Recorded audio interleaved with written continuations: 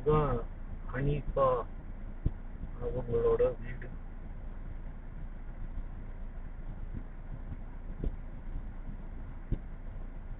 இதுல முக்கியமான விஷயம்னா, நம்ம இந்த ரிலையன்ஸோட இதை பார்த்துருக்க முன்னாடி இது 11 மாடி வீடு.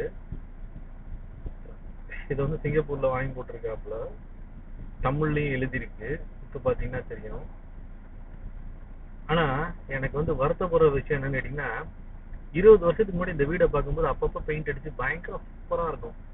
இந்த மேல இந்த கடைசி எண்ட்ல இருக்கு பாருங்க, இது வந்து சூப்பரா பச்சை கலர்ல சூப்பரா தெரியும் வெளியே இருந்து பார்க்கும்போது. ரொம்ப நாளா பெயிண்ட் அடிக்காம இருக்கு. என்ன ரீசன் அப்படிங்கறது தெரியல. உங்களுக்கு ஏதாவது தெரிஞ்சுன்னா கமெண்ட் பண்ணுங்க.